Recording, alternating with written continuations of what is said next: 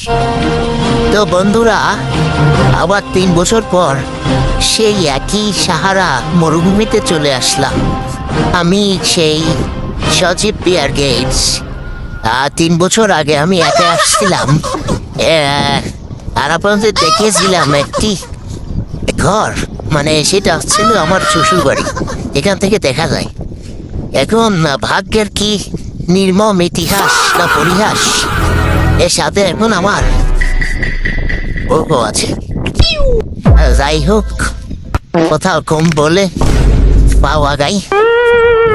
তো আবার কি সুন্দর এখানে মানুষ এখন ধান লাগিয়েছে। এখন আর এটা মরুভূমি নেই, এখন হয়ে গেছে মানুষের রাজ্য। যাই হোক, মানুষের রাজ্য হলে ওইখানে কিছু কিছু প্রাণী রয়ে গেছে, সেগুলোকে আপনাদেরকে দেখানোর চেষ্টা করব। এই যে এই যে এই যে এই যে এই যে একটা অদ্ভুত প্রাণী দেখতে পাচ্ছি। এই যে এই এই এই এই চলে যাচ্ছে প্রাণীটা। এদেরকে বলে সিসিলিয়ান। এরা মাটির তলে থাকে, যখন বৃষ্টি হয় তখন বেরোয় যায়। হ্যাঁ সিসিলিয়ান, তাকাও। এই সিসিলিয়ান, যেও না। যে আরেকটা দেখা যাচ্ছে সিসিলিয়ান। মা, ওটা কি করবে এখানে, কি করছে? অনেক গন্ধ বেরোচ্ছে বাড়াই। উফ, এটা হচ্ছে মানুষের গু, যা 300 বছর আগে এখানে হেগে দিয়েছিল। এবার অন্যদিকে যাওয়া যাক। চলুন ওপর দিকে যাওয়া যাক।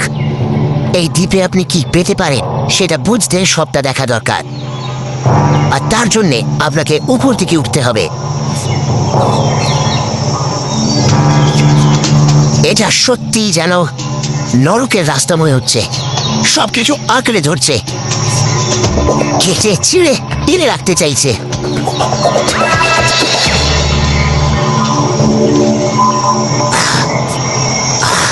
আমি কোনোদিনই ওপর উঠতে পারবো না, কারণ এর সবটাই খুবই পেছল। এইটা ঠিক আছে মনে হচ্ছে, পুরোটা ওপরে উঠে গেছে।